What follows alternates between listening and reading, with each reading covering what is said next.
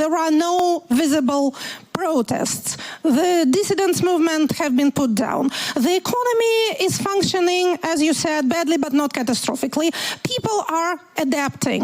They have not been used to any very beneficial economic conditions, so they are adapting. But the machine is not processing the decisions. The orders are not implemented. This is the late Soviet situation. I am not saying that we are there. We are not. The machine is resilient enough. We've seen it adapting to very extreme circumstances, which it has created for itself during the last 4 years.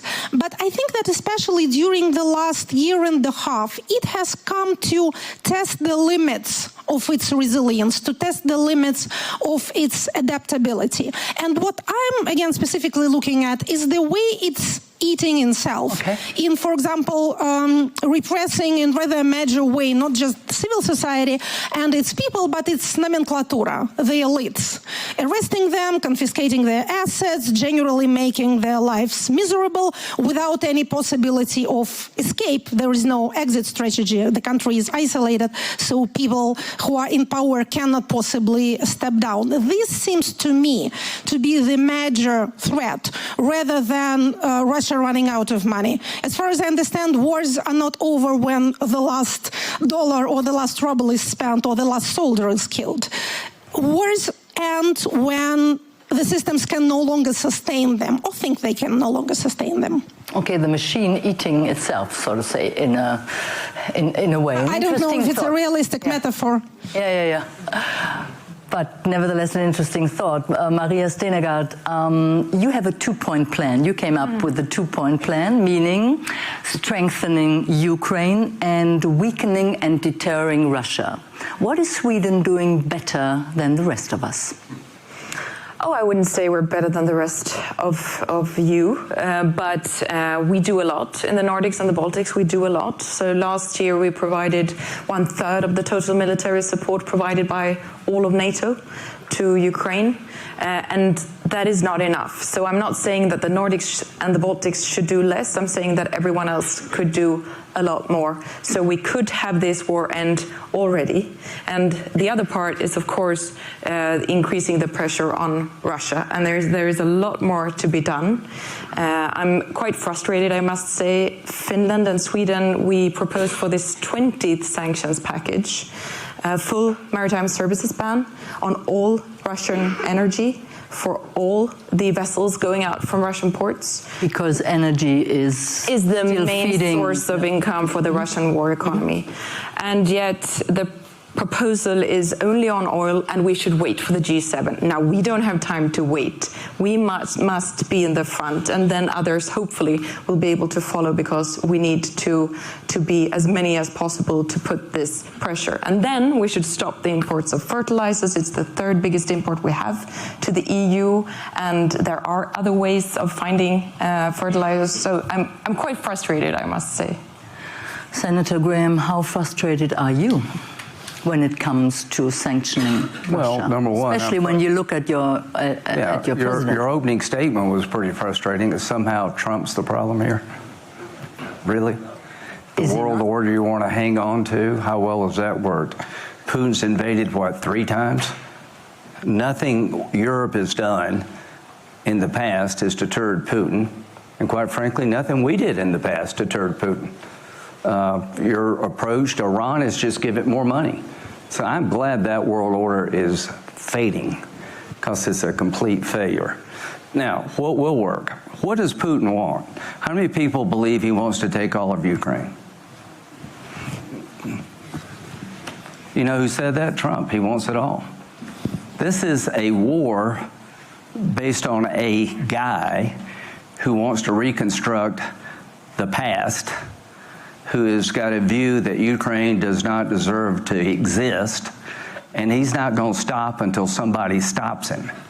So you got a 2-point plan, great. It ain't working. I told the administration that if you want to end this war, you got to get China involved in this war. So we went and talked to the Chinese ambassador. You buy cheap Russian oil. Well, it's not going to be so cheap anymore. Trump put a 25% tariff on India for buying Russian oil. Before the war, they were buying 3%. Then it went up to 30% after the war. Trump put tariffs, now it's going back. So I've got a bill with Dick. The sanctions, fine. It hasn't changed the behavior we're desiring to change. Putin will be, he doesn't care how many of his people die, right? He just wants to hang around. Well, his customers need to care about propping up this war machine. You know, the Chinese told me, well, what's China all about? 3 things: harmony, moderation, and family. I said, well, you're going to have a hard time selling people in Ukraine that China's into harmony. Without China, he would be out of business. Without Brazil and without India, he would be out of business. So we've got a bill, 85 co-sponsors. You know how hard it is to get 85 senators to agree on anything? Putin's done more to bring us together in the Senate than anybody in America. I'd give him the NATO Man of the Year award if he would come and get it. Bottom line is 2 things I want to do. I want to give tomahawks. I want the U.S. to supply tomahawks to reach out and hurt the infrastructure that he counts on to build the drones and all the other stuff. I want to change the military equation. Secondly, I want to pass our bill, and I want to give President the tools to go to these major countries and say, you're propping up a killing machine. You want to have a normal relationship with the United States? Act normal. It's not normal for a country to take the worst people on the planet and buy their oil cheap and think they're good global citizens. Venezuela, Iran, and now Russia. China's their biggest purchaser. So I'd like to have a better relationship with China. Well, if you don't change your behavior, you're going to run into a real pushback in America. You're not normal. You're buying cheap oil at the expense of a lot of people losing their lives and their family. Some breaking news. This is from Leader Thune. There's broad bipartisan support for increasing the pressure on Russia, its leaders, its economy that is continuing to fuel its year-long war machine. Leader Thune committed to bringing our bipartisan bill to the floor as soon as it is clear that there are sufficient votes to pass it in the United States Senate and be signed by the President. There are sufficient votes to pass the bill. So get it to the floor. Let's vote. Senator Blumenthal has been terrific. I got people on the bill before Trump said he was for it. Dick is getting people to help Trump, which is like the most radioactive thing you could do as a Democrat. The point is that we're working together for a common cause. I went to Saudi Arabia and Jerusalem 8 times trying to help Biden normalize between Saudi Arabia and Israel. I was told Republicans, don't let Trump do that. No, do it if you can.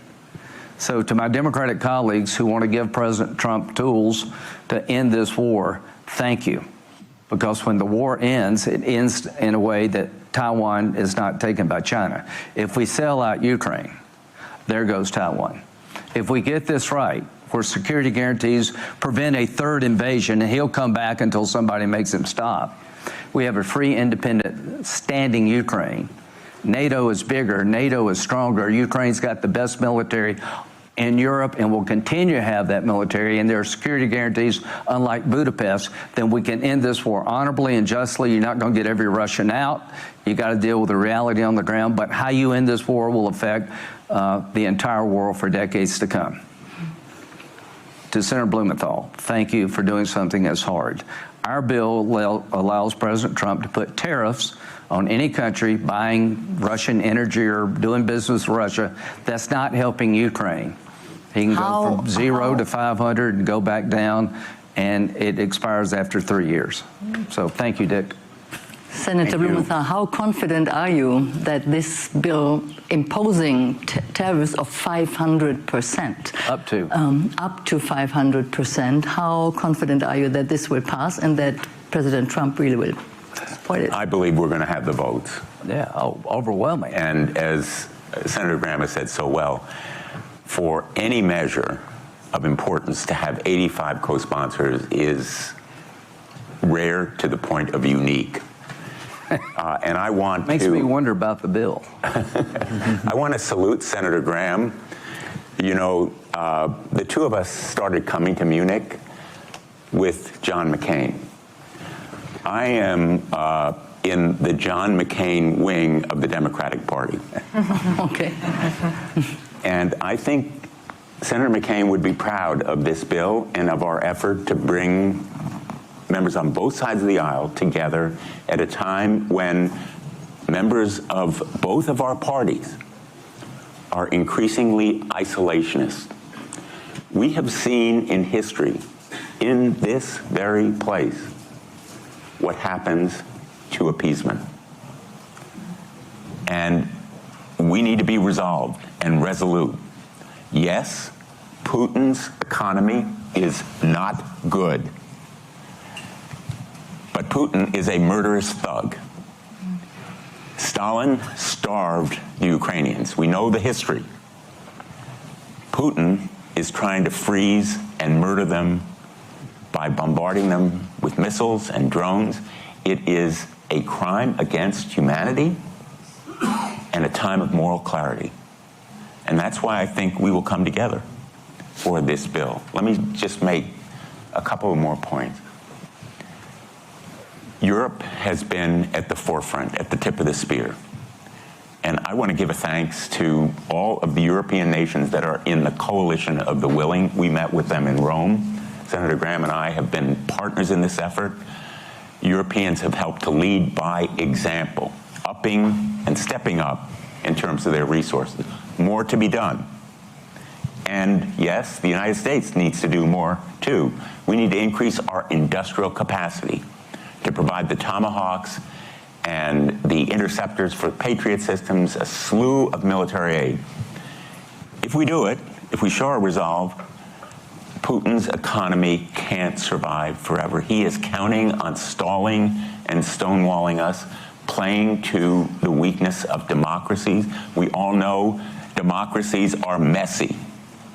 You know, we tolerate dissent in democracy. We don't lock up our critics. We don't silence them. And that's what makes democracies great.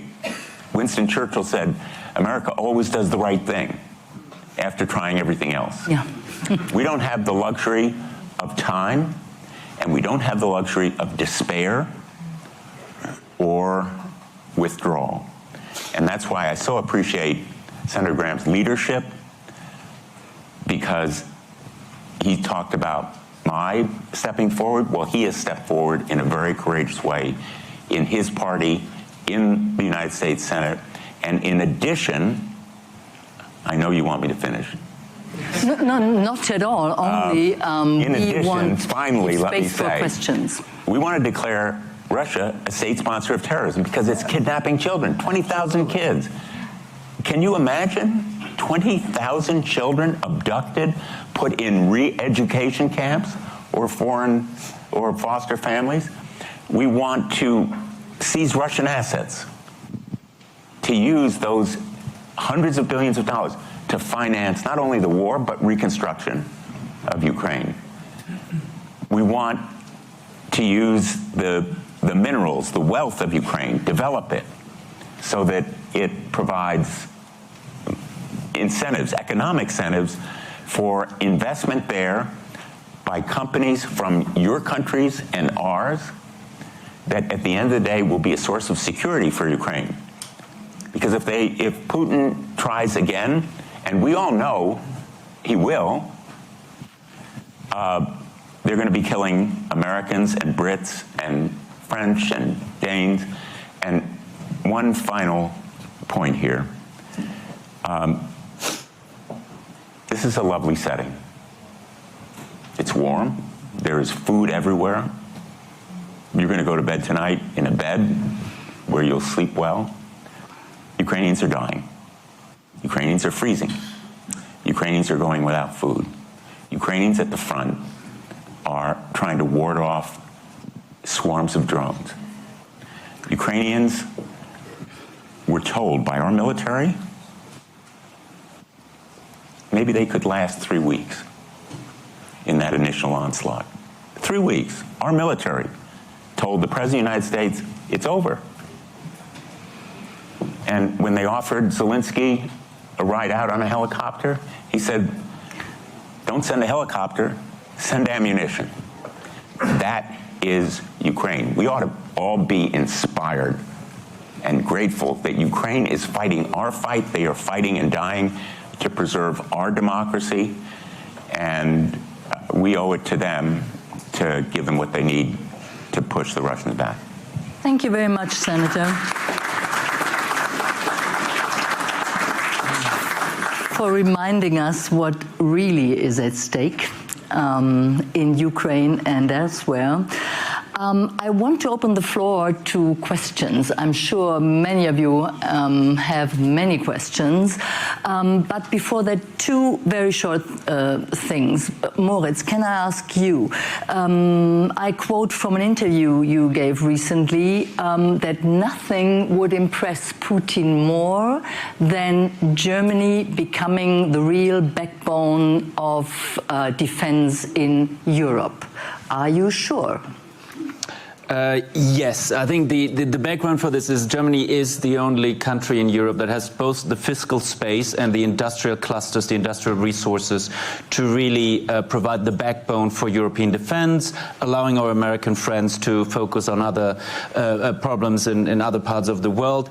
The problem is we haven't really started that process. We now have the inputs, we have changed the constitution, we have the money that we can give into that. Now I think it's time for Germany, time for Europe to spend that money smart and by building up the industrial capacity that we have. And of course that will impress Putin because he does not want to face the prospect of really having a strong armed Europe that deters aggression in the Baltics or wherever that might occur. So I think that's the cheapest way actually to guarantee security in Europe is, well, obviously help Ukraine and support Ukraine. You mentioned our Ukraine support tracker at the Kiel Institute. I mean, we've done this last year. Europe has basically taken over from the US as the supporter of Ukraine, as US support has gone basically to zero. And we've done that, and I think that is a success in terms of financial and military aid, not in terms of military support, that's clear, but in terms of measurable financial inputs. And we've stepped up. I think that's a good thing, but even that, if you look at the numbers, I mean, Europe has given something like 0.15% of its GDP, of its gross domestic, of its economic power to Ukraine and support. That is not a lot. There is 99.85% that obviously we can't give it all, but this is a small number. It's also a small number compared to what we've done in the past. So I think, while it's a good development and we have stepped up, there's a lot to go. And I just remind you, I mean, actually, we also have the numbers now for last year. Europe last year spent roughly $500 billion on defense. The US defense budget is just shy of $900 billion. That's half of what we spent. It's half of what you spent. But the question is, do we get half of what you can in terms of military capability for what we spend? I think the answer is more.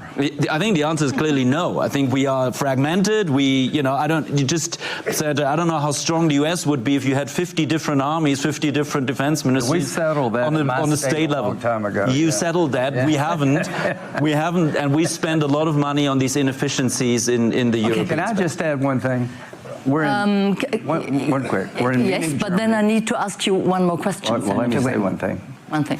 We're in Germany 81 years ago. You got a German guy. You're German, right? Mm-hmm. I'm an American saying, yeah, let's make Germany stronger militarily. Mm-hmm. Mm-hmm. Who saw that coming? Thank you for this clarification as well. I wanted to ask you, Senator Graham, about security guarantees. Any negotiated settlement they got to be needs. real. Mm-hmm, they got to be real, and they got to be American as well. They got an audience of 1 or maybe 10. I don't know who's going to take over from Putin. But what did we do wrong in Budapest? Whatever we did, don't do it again. We've done this. I remember twice. Budapest 94. Yeah, with Crimea. Just don't do something different. Here's what I would do, and I think we're substantially there. I would make it clear that we're going to continue to support the Ukrainian military with everything we got. We're going to sell it, and you're going to buy it, so get an extra job. So what I want to do is make them the most lethal force on Europe in perpetuity until Russia changes. That's a form of deterrence. Number 2, I want to have tripwire forces. They won't be American. But in the guarantees, I want to make it sure to Russia that we come in. Under the right circumstances, we, the United States, we fly, fight, and win. That's what's been missing. It's one thing to invade a country you think it shouldn't exist. It's another thing in taking on a bunch of countries that do exist. My goal is when this war is over, that NATO is bigger, it's more lethal,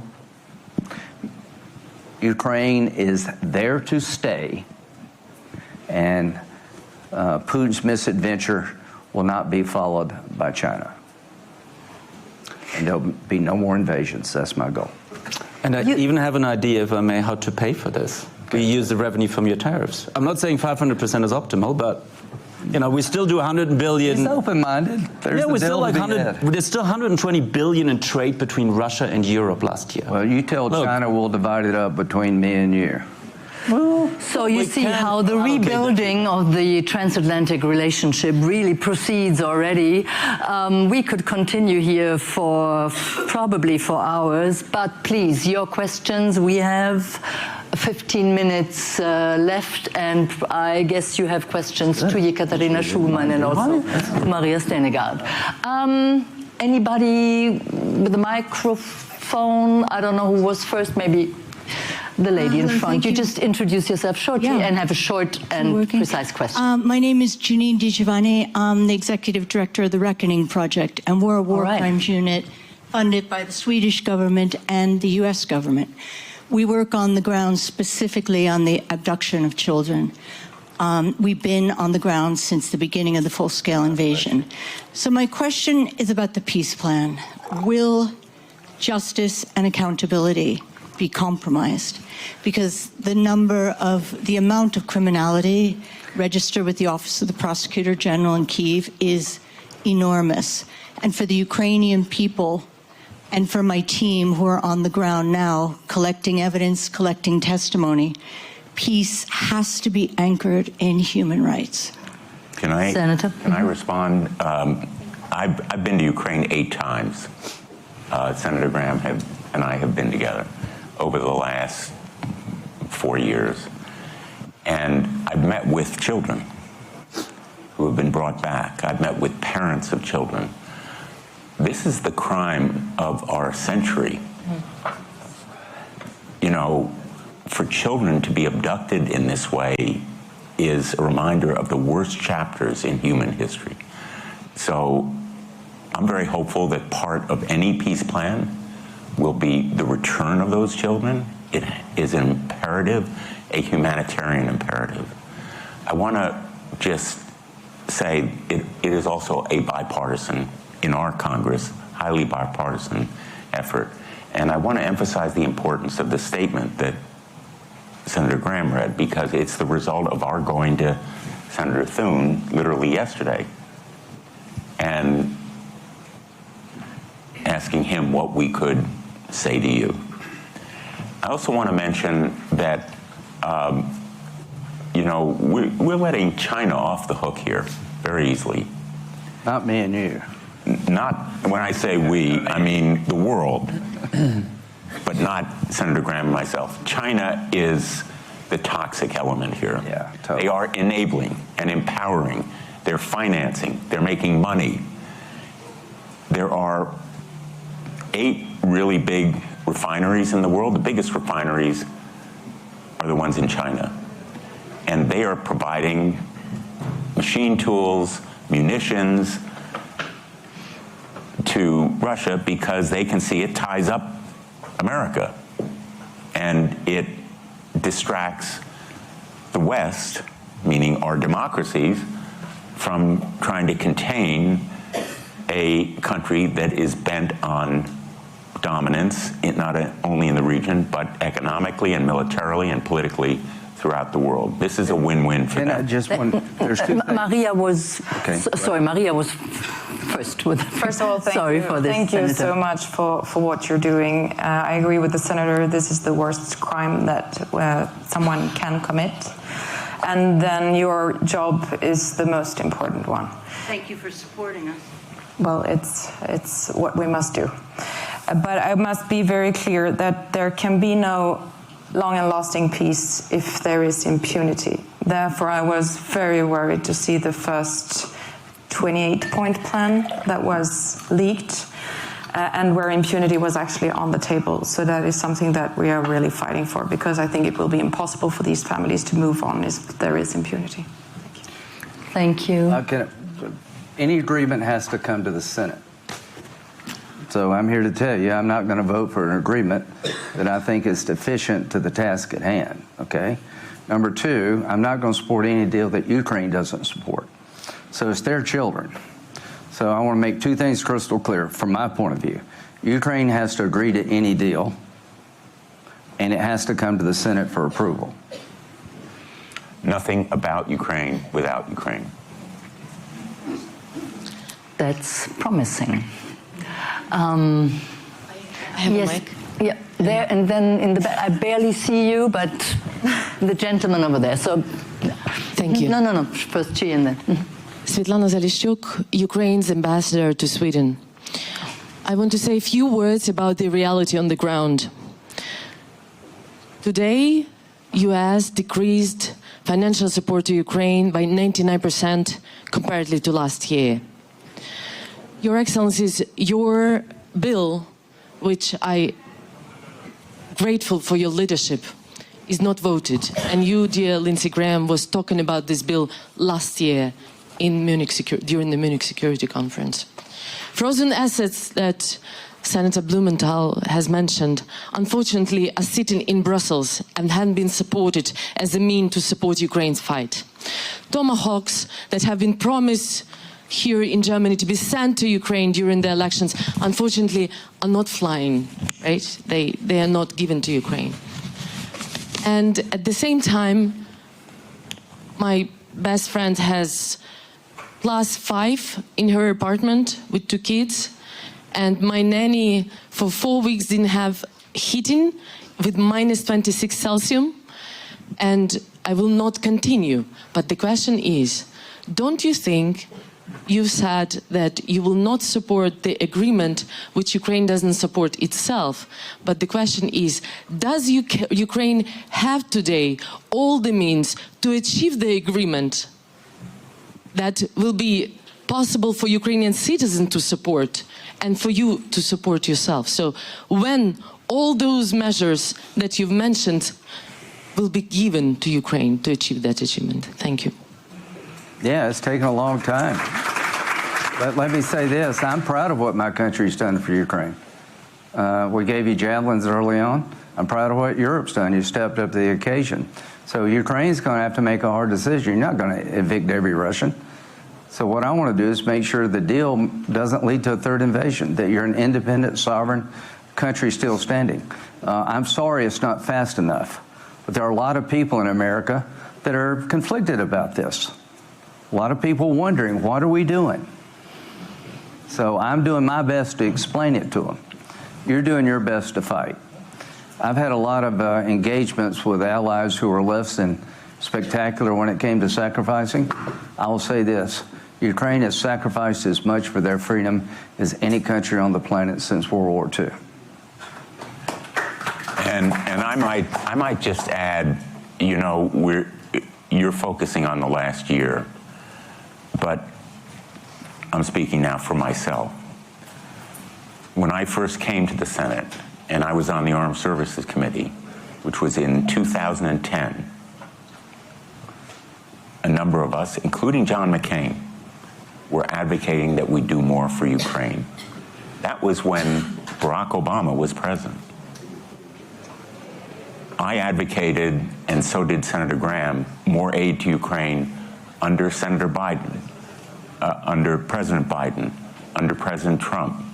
This effort has been a long-standing one, and it isn't going to be done overnight. We need to be persistent, and we don't have the luxury of despair or abandonment. We need to be persistent, and all of you have seen in your own lifetimes that in America and in your countries, there are groups of people who want to withdraw, who want to engage in isolationism. Fortress America. Again, appeasement before World War II was not just Neville Chamberlain.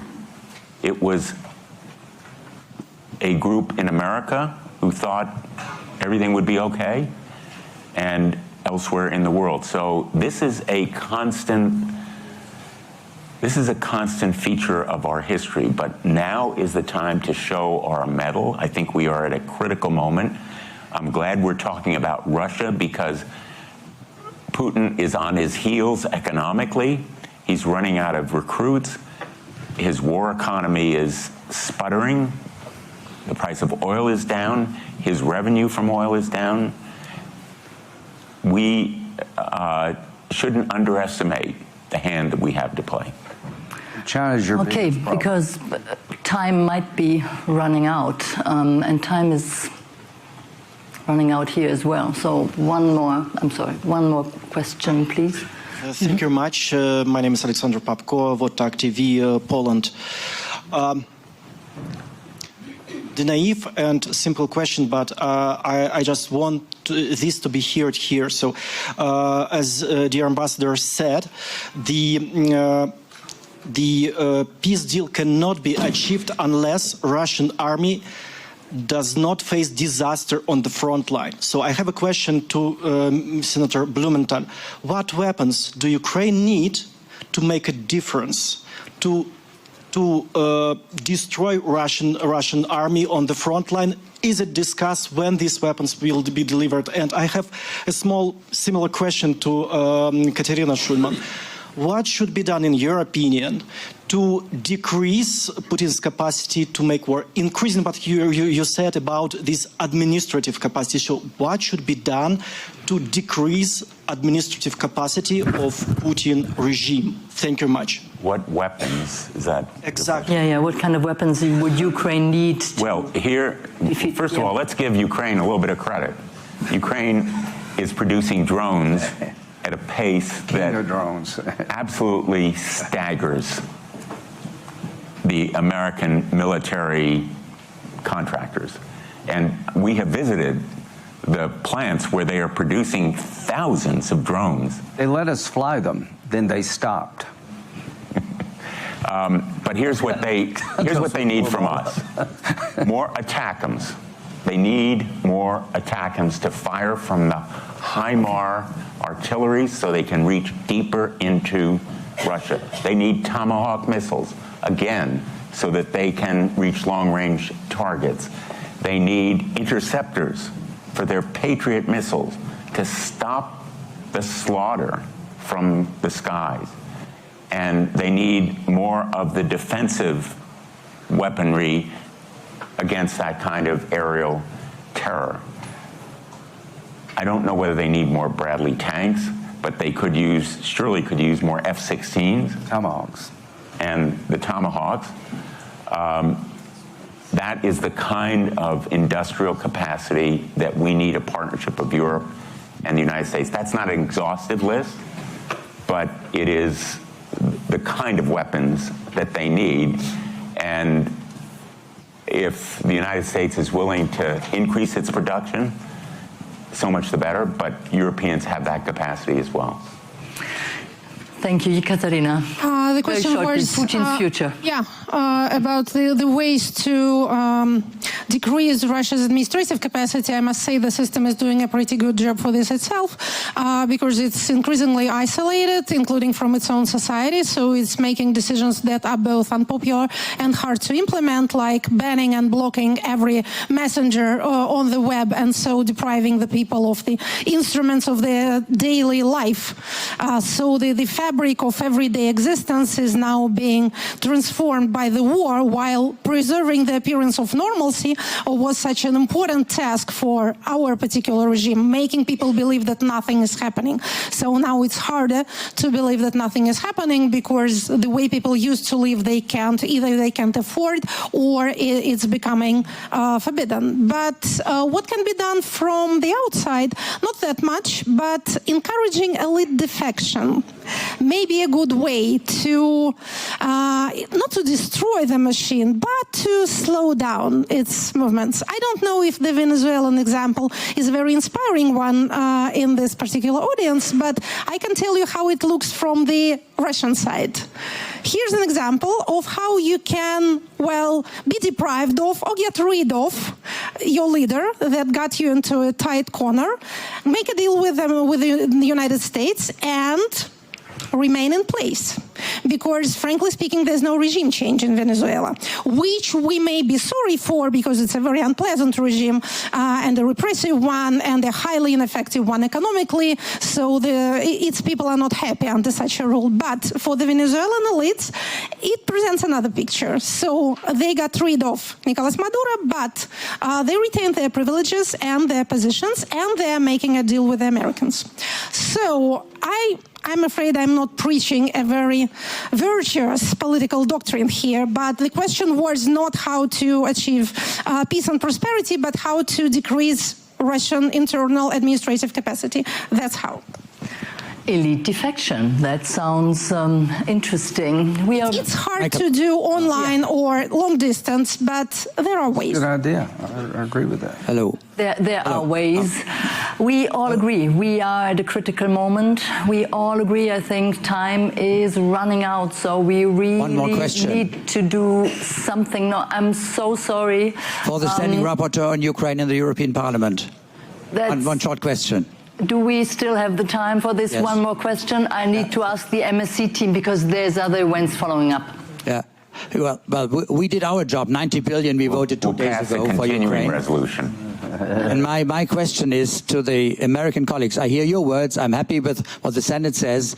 But I wonder, there are new deadlines for allegedly for peace in June. How can you foresee that your president does not, in June or whenever prior to the midterms, that he does not exert again pressure on the victim to give in to an unfair peace? Prior to your legislation voted. I wish your legislation voted, but I'm afraid that your president has other ideas in order to end the war, to be able to say, I ended the war. So, can you comfort me that it will not be the case? Yeah, I can comfort you. I have no comfort that you prevented the invasion, that the European Parliament failed miserably in deterring aggression. So who are you to lecture me? So really, the European Parliament has made the world a better place. So here's what we're going to do. It's about its customers. You got to break the machine. The machine comes from oil, gas, mostly that. If you squeeze its customers, things are going to change, right? So we may put a tariff on China to the European Parliament. Will you put a tariff on China? Would you put a 25% tariff on China for buying European tariffs on China for buying Russian oil and gas? Or sanction anyone who buys. Would you do that? Because you haven't done it. So, ladies and gentlemen, maybe no blame game here. Just trying to explain and to explore possibilities how we can really work together to help and support Ukraine staying an independent and sovereign country, and to negotiate a settlement, a peace settlement that is really sustainable. We cannot do this if we start to fight amongst each other. Is this something that we all can agree upon? Yes. And thereby end the discussion and continue to another place. Would put a tariff on China if we did? That's not a hard question. Would you? We really need to wrap up. Senator, I'm so sorry.